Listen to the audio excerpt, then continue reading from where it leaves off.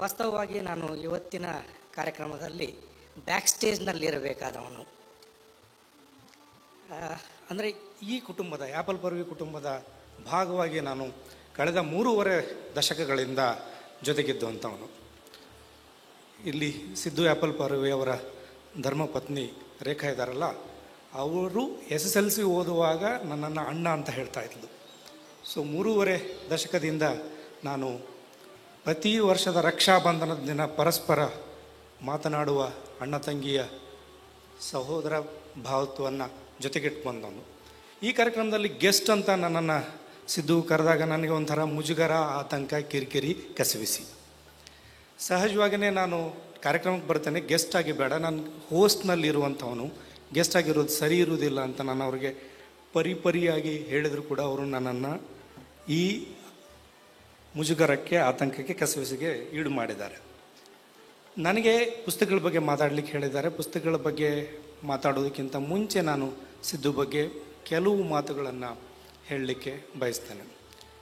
ಈ 3.5 ದಶಕದ ಹಿಂದೆ 3 ದಶಕದ ಹಿಂದೆ 1990ರಿಂದ 94 ಅವಧಿನಲ್ಲಿ ಸಿದ್ದು ಗದಗ್ನಲ್ಲಿ ಪಾರ್ಟ್ ಟೈಮ್ ಲೆಕ್ಚರರ್ ಇದ್ದರು ಅವರು. ಆವಾಗ ಒಂದೇ ದಿನ ಮುಂಡ್ರಿಗಿ, ನೂಲ್ವಿ ಮತ್ತು ಗದಗ್ನಲ್ಲಿ ಪಾಠ ಮಾಡ್ತಾ ಇದ್ದ ಸೈಕಲ್ ಮೇಲೆ ಓಡಾಡ್ತಿದ್ದ ಹುಡುಗ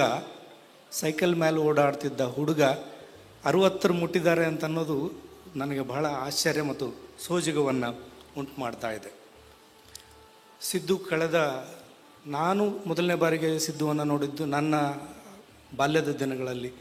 ನನ್ನ ಸಹೋದರ ಅಜೇಂದ್ರ ಸ್ವಾಮಿ ಅವರು ಅವರ ಆಪ್ತ ಮಿತ್ರರಾಗಿದ್ದರು. ನಮ್ಮ ಮನೆಗೆ ಆವಾಗ ಬರ್ತಾಯಿದ್ರು. ಸಿದ್ದು ಜೊತೆಗೆ ನನ್ನ ಒಡನಾಟದ ಇನ್ನೊಂದು ಗಳಿಗೆ ನಾನು ಹೇಳಲಿಕ್ಕೆ ಬಯಸ್ತೇನೆ.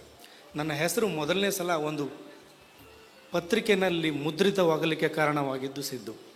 ನಾನು ಅವಾಗ ಹೈಸ್ಕೂಲು ಓದ್ತಿದ್ದೆ ಟೈಮ್ನೊಳಗೆ ಒಂದಿನ ಮಾತಾಡ್ತಾ ಕೂತಾಗ ಒಂದು ಪೋಸ್ಟ್ ಕಾರ್ಡ್ ತಗೊಂಡು ಈ ಶಂಕರ್ ಕಟಗಿಯವರ ಒಂದು ಕವಿತೆ, ಒಂದು ಕವಿತೆಯ ಬಗೆಗಿನ ಒಂದು ಪ್ರತಿಕ್ರಿಯೆಯನ್ನು ಕಾರ್ಡಲ್ಲಿ ಬರೆದು ಕೆಳಗಡೆ ನನ್ನ ಹೆಸರು ಬರೆದು ತರಂಗಕ್ಕೆ ಕಳಿಸ್ಕೊಟ್ರು. ಅಲ್ಲಿ ತರಂಗದಲ್ಲಿ ನಾನು ಬರೆಯದೇ ಇರುವ ಒಂದು ಪ್ರತಿಕ್ರಿಯೆ ನನ್ನ ಹೆಸರಿನಲ್ಲಿ ಪ್ರಕಟ ಆಗಿತ್ತು. ನನ್ನ ಬರವಣಿಗೆಯ ಯಾನವನ್ನು ಆರಂಭಿಸಿದ್ದು ಹೀಗೆ. ನಾನು ಅಂದರೆ ಒಂದು ಘೋಸ್ಟ್ ರೈಟರ್ನ ಮೂಲಕ ನಾನು ಬರವಣಿಗೆಯನ್ನು ಶುರು ಮಾಡಿದೆ. ಸಿದ್ದು ಏನು ಅಂತ ಹೇಳುವುದು 10 ನಿಮಿಷದ 5 ನಿಮಿಷದ ಅಲ್ಲಿ ಹೇಳುವ ಕೆಲಸ ಅಲ್ಲ ಅದು. ಯಾಕೆ ಅಂತಂದರೆ ಅವರದು ಭುಜಂಗಯ್ಯನ ದಶಾವತಾರ ಇರುವ ಹಾಗೆ ಸಿದ್ದಬಸಪ್ಪನ ದಶಾವತಾರ ಅಂತ ಒಂದು ಪುಸ್ತಕ ಬರೀಬಹುದು ನಾವು. ಅವರ ಹುಚ್ಚು ಮನಸ್ಸಿನ 10 ಅಲ್ಲ 100 ಮುಖಗಳನ್ನು ನಾನು ಕಳೆದ 4.5 ದಶಕಗಳ ಅವಧಿಯಲ್ಲಿ ನೋಡ್ತಾ ಬಂದಿದ್ದೇನೆ. ಅವರು ಈಗ ನಾನು ಮಾಡ್ತಾ ಇರೋ ಕೆಲಸವನ್ನು ಅವರು ಕಳೆದ 3 ದಶಕದ ಹಿಂದೆ ಮಾಡಿದ್ರು.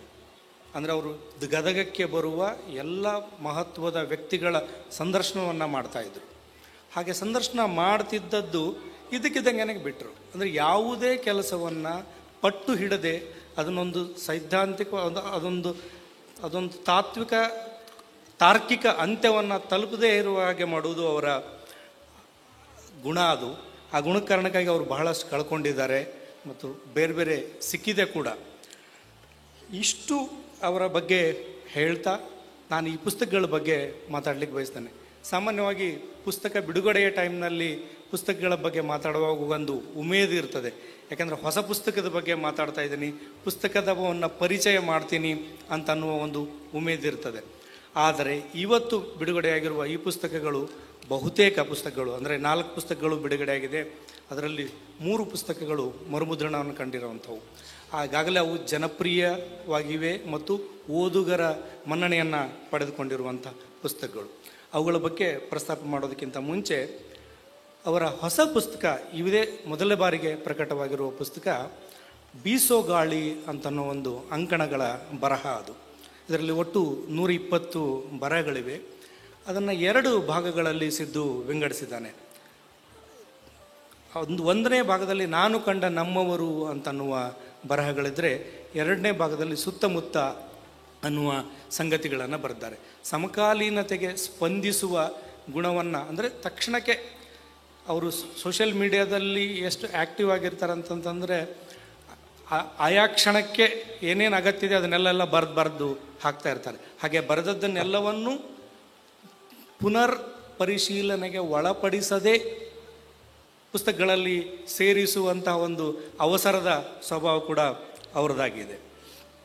ಇದು ಈ ಲೇಖನಗಳಲ್ಲಿ ಕೂಡ ಕಾಣಿಸ್ತದೆ. ಇದರಲ್ಲಿ ಯಾವುದೇ ಎಡಿಟಿಂಗ್ ಇಲ್ಲದೆ, ಯಾವುದೇ ರೀತಿ ಏನೂ ಹಸ್ತಕ್ಷೇಪ ಇಲ್ಲದೆ, ಒಂದು ಪುಸ್ತಕ ಮಾಡುವಾಗ ಅದನ್ನೊಂದು ಒಪ್ಪ ಓರಣ ಮಾಡಬೇಕು ಅಂತನ್ನುವ ಕಾಳಜಿಯನ್ನು ನಾನು ಈ ಪುಸ್ತಕದಲ್ಲಿ ಕಾಣಿಸ್ಲಿಲ್ಲ.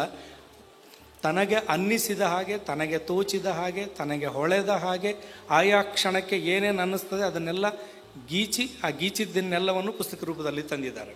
ಇದು ಬೀಸೋ ಗಾಳಿಯ ಕತೆ. ಗಾಳಿ ಯಾವ ಕಡೆ ಬೀಸ್ತದೆ ಆ ಕಡೆ ಮಾತುಗಳು ಕೂಡ ಚಲಿಸ್ತವೆ. ಇದೇ ಮಾತನ್ನು ನಾನು ಅವರ ಹಗಲಿನಲ್ಲಿ ಸಂಜೆ ಆಯಿತು ಪುಸ್ತಕದ ಬಗ್ಗೆ ಹೇಳಲಿಕ್ಕೆ ಬಯಸಲ್ಲ.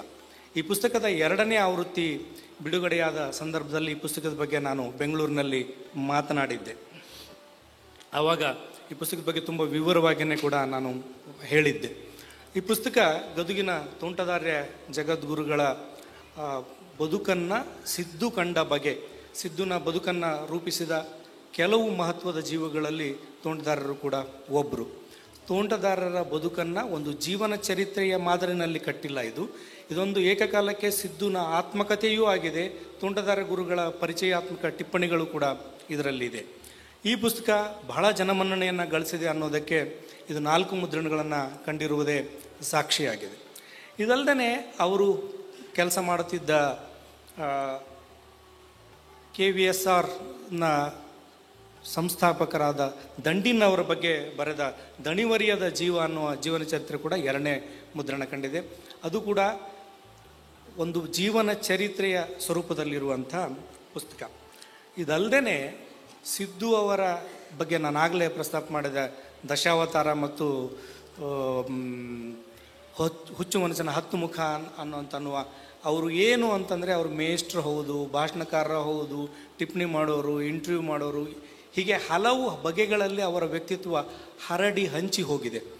ಆ ವ್ಯಕ್ತಿತ್ವವನ್ನು ಒಂದು ಫ್ರೇಮ್ನಲ್ಲಿ, ಒಂದು ಚೌಕಟ್ಟಿನಲ್ಲಿ ಹಿಡಿಯುವ ಒಂದು ಸಾಹಸವನ್ನು ಕಾವ್ಯಶ್ರೀ ಮಾಘಾಂಕರ್ ಅವರು ಮಾಡಿದ್ದಾರೆ.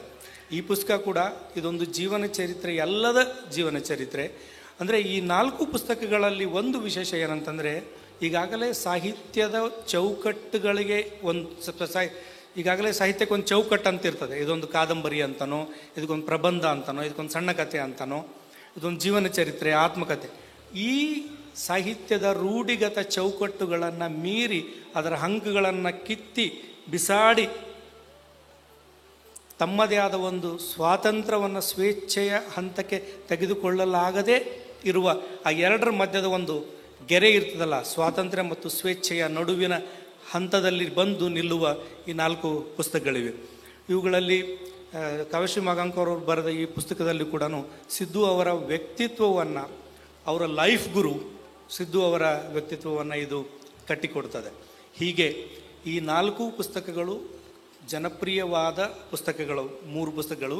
ಈ ಹೊಸ ಪುಸ್ತಕಕ್ಕೂ ಕೂಡ ಅಂಥದ್ದೇ ಮನ್ನಣೆ ಮತ್ತು ಆದ್ಯತೆ ದೊರಕಲಿ. ಮತ್ತು ಸಿದ್ದು ಅವರ ಈಗ ಇನ್ನು ಮೇಲೆ ಇದುವರೆಗೆ ಹೇಳಲಿಕ್ಕೆ 108 ನೆಪಗಳಿತ್ತು.